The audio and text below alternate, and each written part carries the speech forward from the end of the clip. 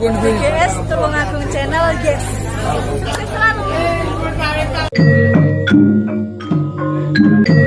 Di Lotus Center ini, tepuk tangan untuk persahabatan.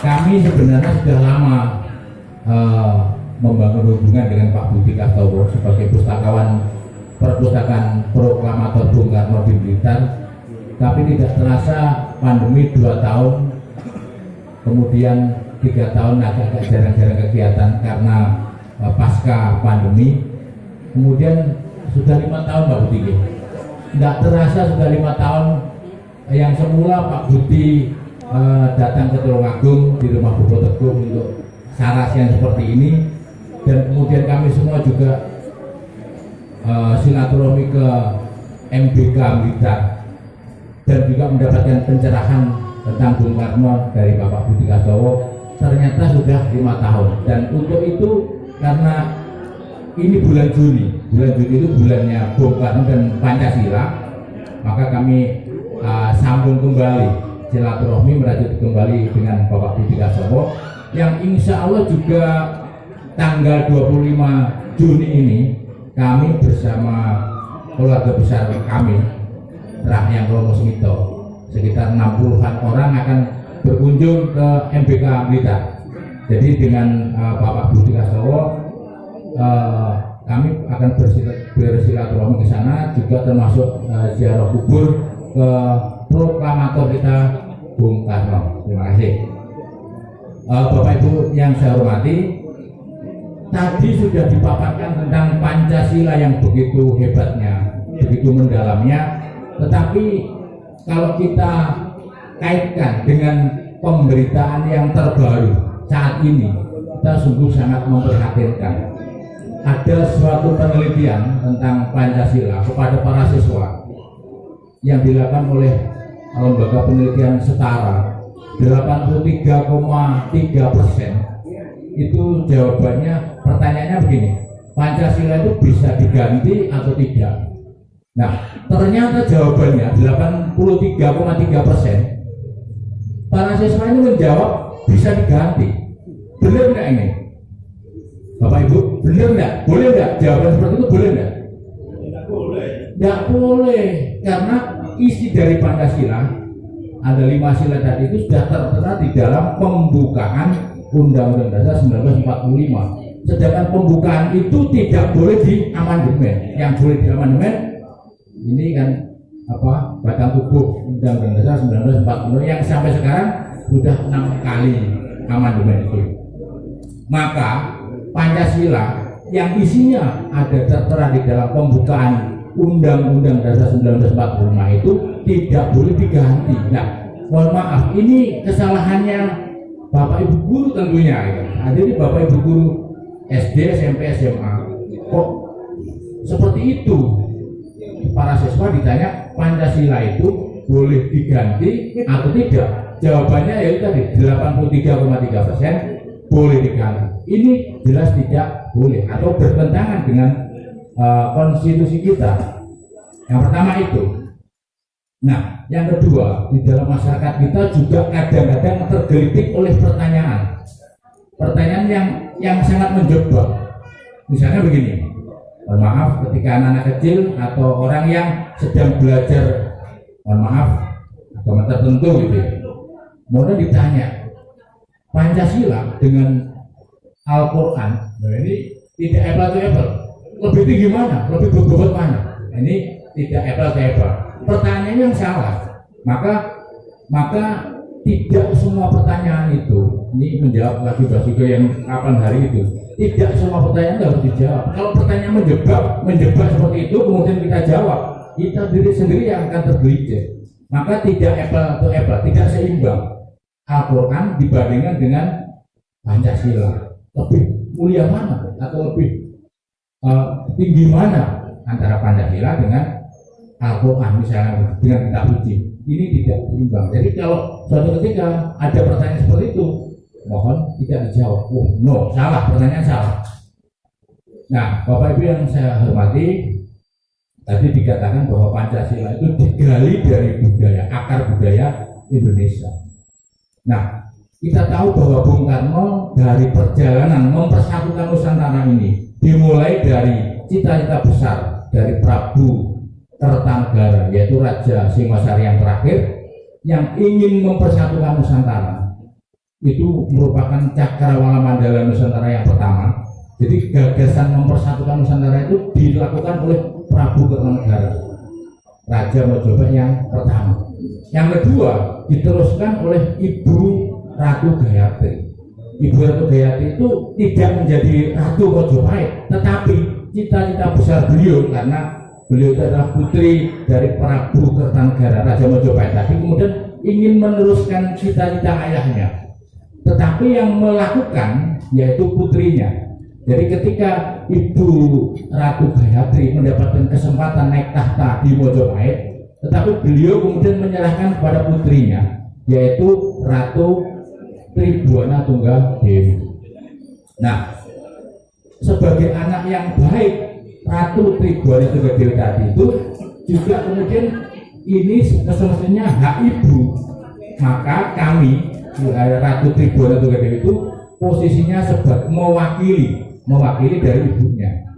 Dari perjalanannya Ratu Tribhuwana Tunggadewi itu mendapatkan sampai ke puncak kejayaan Mojopahit 1350.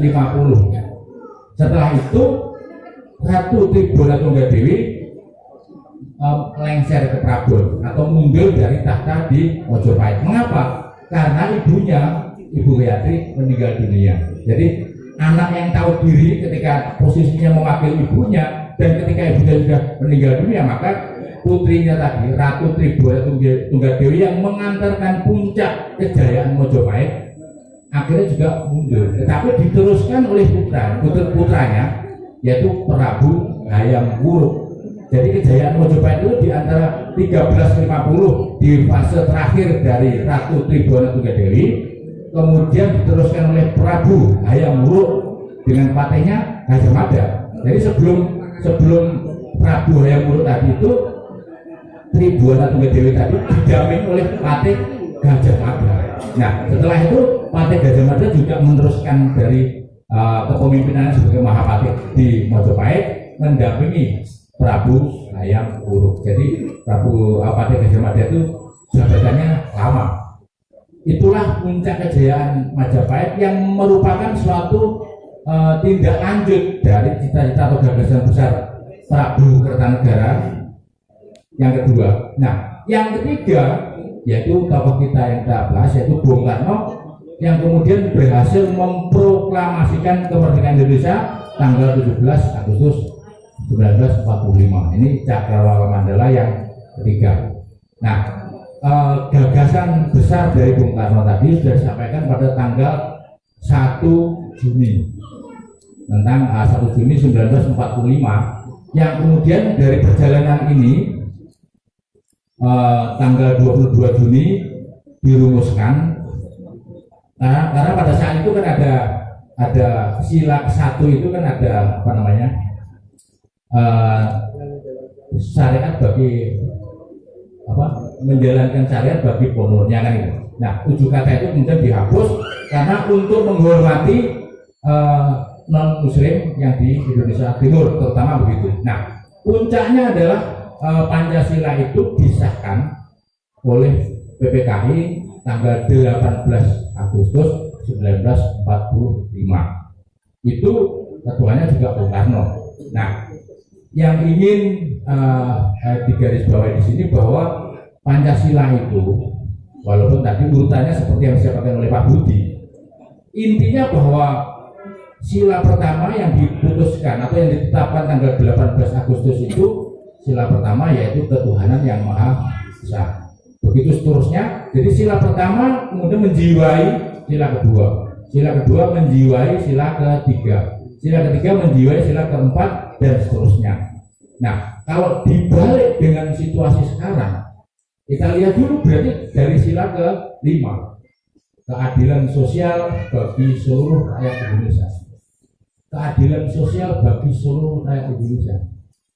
Nah, kenyataannya ini kan keadilan sosial bagi seluruh rakyat Indonesia. Kenyataannya kita masih situasi memprihatinkan. Yang kemarin ini akan ramai. Pak Mahfud MD misalnya mengatakan bahwa pilkada sampai ke pilpres segala macam itu ada dibiayai oleh Tukong dan diteliti oleh KPK 82%, misalnya begitu. Hampir sama dengan Pancasila diganti, setuju tidak? Pak Raseswar ternyata menjawab 83% menjawab setuju. Nah, ini keliru-kelirunya. Artinya dari sila kelima itu tadi, yang poinnya adalah keadilan. Artinya ketika kita kondisi miskin, ketika kita tidak mampu, tetapi pemimpinnya kemudian semuanya adil, saya kira tidak ada masalah. Tetapi permasalahannya dari keadilan sosial itu, permasalahannya ada pada faktor apa? Pada faktor ketimpangan sosial. Artinya sila kelima ini berarti kita mengalami ketimpangan sosial yang notabene satu orang kaya di Indonesia itu setara dengan 40 juta orang. Ini terjadi ketimpangan. Artinya ini PR kita semua. Nah, ketidakberhasilan atau situasi keadaan sila kelima itu mengapa belum terwujudnya belum terwujudnya keadilan sosial itu mengapa? Karena dipengaruhi oleh sila yang keempat. Jadi sila yang keempat, kerakyatan yang dipimpin oleh hikmat kebijaksanaan dalam permusyawaratan. Artinya apa? Bahwa di dalam kegagalan sila kelima tadi itu dalam aplikasi pengamalannya, karena belum terjadinya permusyawarahan yang baik, pendapatnya kelompok ini, kubu ini selalu beda terus. Nah, itu disebabkan oleh apa juga dari sila keempat tadi itu, yaitu karena kurangnya persatuan Indonesia, ya sila yang ketiga. Nah, belum bersatunya rakyat atau elit politik di Indonesia karena disebabkan oleh kurangnya dari sila kedua, kemanusiaan. Dan kemanusiaan itu tadi juga dipengaruhi oleh ketuhanan yang Maha Esa. Jadi ujungnya adalah dari sila kelima kurang oke karena disebabkan oleh yang keempat, sila keempat karena ketiga karena kedua karena yang pertama.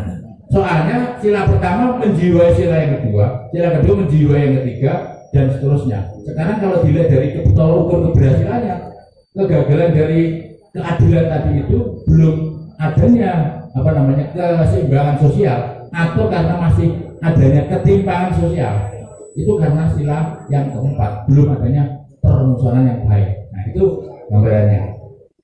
Oleh karena itu dalam yang dari susunan ini tadi, walaupun susunan Pancasila yang ini tadi itu yang ditetapkan oleh PPKI tanggal 18 Agustus 1945 tadi itu juga berdasarkan dari pidato Bung Karno, tapi dari kesepakatan para panitia saat itu diputuskan ini tadi itu urutannya. Artinya yang disampaikan oleh Pak Budi tadi itu pandangan asli dari Bung Karno yang kemudian disempurnakan tadi oleh PPKI, yang PPKI tadi juga diketahui oleh Bung Karno. Akhirnya putusannya seperti itu gitu. Nah, dari ini tadi itu artinya yang utama adalah ketuhanan yang Maha Esa. Jadi menjiwai sila pertama, menjiwai yang kedua, sila kedua menjiwai yang sila ketiga, dan seterusnya. Dan kalau hasilnya dilihat dari yang terakhir kemudian ke atas tadi. Nah, ada 5 sila di dalam pandangan angka 5 itu. Kalau orang Jawa secara umum ini ingatannya tentu dalam perspektif budaya, yaitu wayang yang terkenal dalam 5 bersaudara 5 kan Pandowo. Ini juga bisa dikontekstualkan dalam Pancasila. Jadi artinya Pandowo itu yang pertama adalah Prabu Puntadewa atau Yudhistira, yang notabene beliau itu adalah diibaratkan seperti berdarah putih. Artinya orang yang sangat mulia karena hubungannya dengan Tuhan di dalam perspektif wayang. Maka Prabu Puntadewa itu identik dengan ketuhanan yang Maha Esa. Tetapi kalau yang kedua, ini juga pengetahuan saya kira teman-teman mahasiswa yang belum tahu Pandowo yang kedua itu dalam pewayangan Werkudara atau Bimo. tokoh Bimo itu sangat digandrungi oleh Bung Karno, maka Bung Karno itu nama penanya adalah Bima. Nama penanya Bung Karno itu Bima. Betul Pak Putih? Ah, betul itu. Jadi Bung Karno itu sosok yang digandrungi dalam dunia pewayangan atau Pandowo itu Bima ini. Tetapi Bima itu kalau di dalam pewayangan, ya, di dalam pewayangan itu nomor 2. Memang lahirnya Bimo itu nomor 2. Tetapi saat itu lahirnya Bimo itu, mohon maaf ini teman-teman yang belum tahu ya. Kalau yang sudah tahu, tahu. Tapi kalau yang belum tahu, ya belum tahu. Bimo itu, coba saya tes. Bimo itu lahirnya dalam keadaan apa? Mas Kowi, misalnya apa? Padahal masih S3 gitu ya. Itu belum tentu tahu. Jadi Bimo itu lahirnya dalam keadaan bungkus. Bungkus itu ada salam apa? Kayak kulit besar itu yang belum lahir, belum mewujud bayi atau anak bayi, jadi masih bungkus keadaannya. Maka karena bungkus ini, jadi ini kan Bimo atau Kudoro ini kan nomor 2. Maka karena keadaannya bungkus ini tetap nomor 2, tetapi karena belum lahir mewujud sebagai bayi, akhirnya Arjuna disimbolkan dari Pancasila tadi itu kemanusiaan yang adil dan beragam. Artinya Arjuna itu kalau di dalam pewayangan sudah diakui oleh semua dalang, semua seniman. Wayang yang paling bagus sendiri itu ya Arjuna atau Janaka. Maka simbol nomor 2. Walaupun tadi yang nomor 2 tadi itu Bimo, tetapi Bimo lahirnya dalam keadaan bungkus. Menurut bapak saya itu begitu. Nah, Bimo akhirnya melambangkan yang ketiga. Ketiga itu persatuan Indonesia. Maka kalau para Kurawa ingin menghabiskan Pandowo, dipatennya si Werkudara atau Bimo yang nomor 3 tadi. Ini lambang dari persatuan Indonesia. Kalau Bimo kalah atau mati, maka semuanya ibaratnya suwe mijet wae nanti. Sangat mudah untuk menaklukkan yang lain. Maka Bimo itu disimbolkan dari Pancasila yang ke-3. Tetapi lahirnya tadi yang kedua ya, tapi dalam keadaan bungkus. Nah, Arjuna simbol dari tokoh yang paling tampan, maka disebut juga Arjuna sebagai lelanange jagat gitu. Simbol dari Arjuna lelanange jagat itu bukan hanya itu, tetapi diartikan Wiku Aldoko. Jadi Wiku Aldoko kalau ada seorang pertapa yang ada di puncak gunung, di situ pasti ada Arjuna.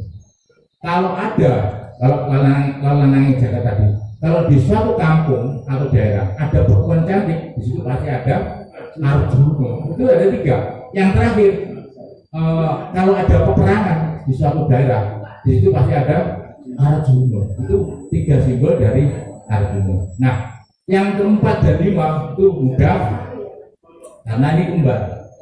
Jadi kembar itu Nakula Sadewa itu. Jadi sila keempat itu kan kerakyatan yang dipimpin oleh umat kebijaksanaan dalam permusyawaratan perwakilan. Ini gambarannya adalah musyawarah. Orang bermusyawarah itu tujuannya adalah untuk mencari apa? Mencari persamaan. Kemudian ada wakil rakyat, mestinya mewakili siapa? Wakil rakyat itu mewakili rakyat dalam permusyawaratan tadi. Dalam permusyawaratan tadi itu mewakili rakyat. Nah, harapannya yang menjadi DPR, baik tingkat 2, tingkat 1 maupun DPR RI harusnya sama aspirasinya, tetapi prakteknya olah, ini kan gambarannya. Nah, demikian halnya dengan keadilan sosial. Tadi keadilan sosial bagi seluruh rakyat Indonesia. Sila kelima itu ya adil tadi itu. Adil dalam arti disesuaikan. Anak SMA dengan anak SMP, anak SD itu kalau ngasih sangu bapak ibunya tidak sama, tetapi maksudnya tetap adil. Gitu. Jadi itu adil, keadilan sosial bagi seluruh rakyat Indonesia. Nah, bilangan 5 selain dalam perspektif Jawa yang terkenal dengan Pandowo tadi itu, urainya seperti tadi itu. Ini saya tulis dari buku itu.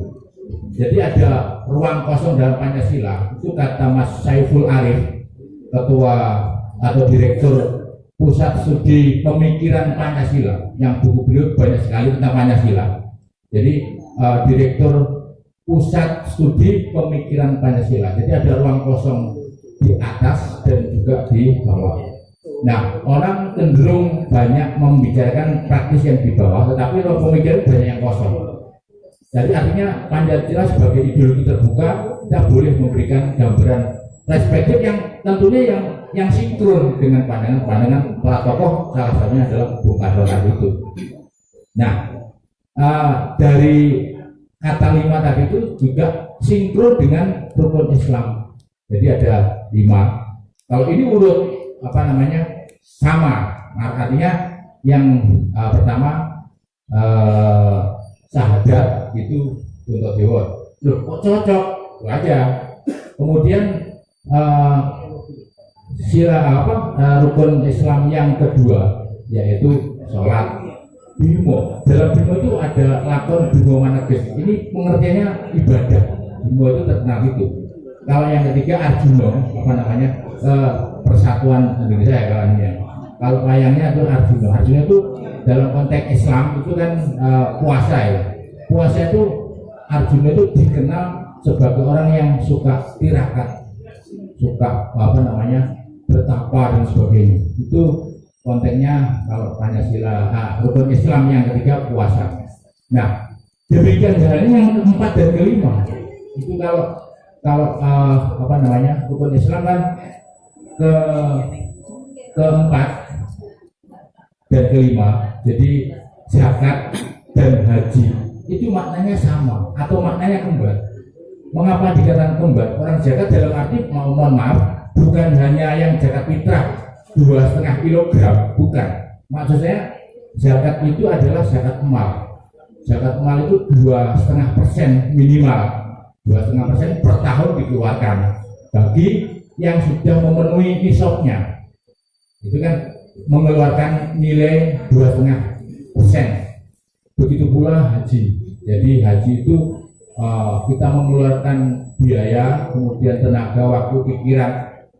Ini kalau di era modern seperti sekarang tentu dianggap orang gila, orang yang uang kok dihabis-habiskan, tenaga, pikiran kan gitu. Artinya dari rukun Islam yang keempat dan kelima tadi itu maknanya sama.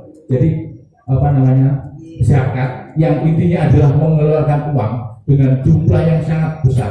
Maka ada orang yang kaya kemudian membagi-bagi hartanya itu, orang itu gila. Orang sekarang sedang banyak mengeruk uang korupsi. Nah kok ini malah memberikan, ini dianggap aneh gitu. Padahal ajaran yang sebenarnya seperti itu. Jadi zakat itu artinya bukan berarti kita mengeluarkan uang. Justru ini dimaksudkan untuk membersihkan membersihkan harta yang kita miliki. Jadi membersihkan dari rezeki yang diberikan oleh Tuhan kepada kita. Itu maknanya zakat.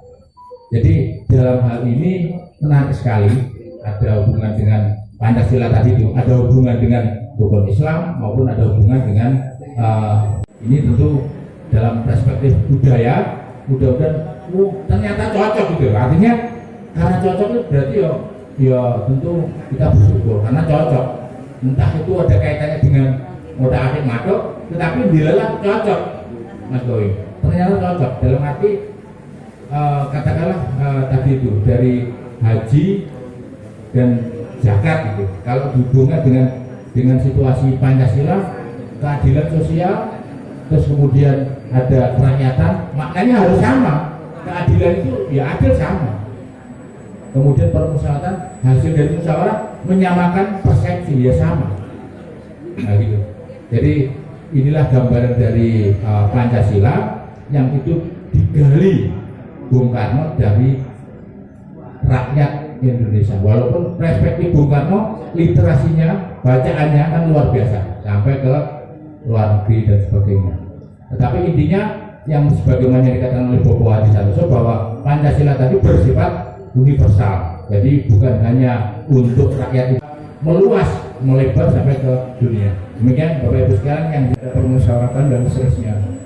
Ternyata punjernya ada di sila yang pertama, yang semula harusnya kita semuanya memiliki ketuhanan yang Maha Esa. Hari ini dengan demokrasi yang terjadi, kekuasaan itu adalah dimulai dari keuangan yang maha kuasa. Akhirnya Anda nyoblos besok tahun 2024 karena ada uangnya tadi itu. Maka mulai hari ini kita, kalau Pak Karno dulu Bung Karno mengatakan gentleman agreement gitu ya Pak Budi ya. Maka malam ini besok harga diri Anda jangan mau dinilai dengan keuangan yang maha kuasa. Ini adalah ketuhanan yang maha esa. Menarik sekali. Termasuk juga nanti setelah Dr. Teguh menyampaikan paparannya, saya minta, karena ini Mas Wan, malam hari ini kita juga malam yang spesial, istimewa, karena kita kedatangan Dr. Budi, namanya juga Budi juga sama. Ini dokter yang bukan sembarang dokter, karena terutusan sampai ke Arjuna.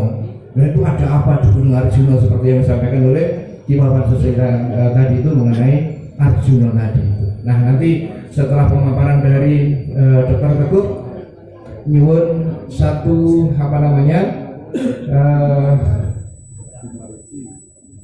tembang, kemudian nanti ada tanya jawab. Sebelum tanya jawab nanti saya minta kepada Dr. Budi untuk menyampaikan. Monggo selanjutnya untuk meramasi, mencari titik-titik mulai dari keynote speaker tadi Bapak Haryono, kemudian sampai ke Iwawan Sustia. Waktu dan tempat kami persilakan kepada Bapak Dr. Teguh untuk mencari nilai filosofis yang paling dalam. Terima kasih. Saksikan terus BGS Tulung Agung Channel. Yes. Jangan lupa like, comment, and subscribe di YouTube ini.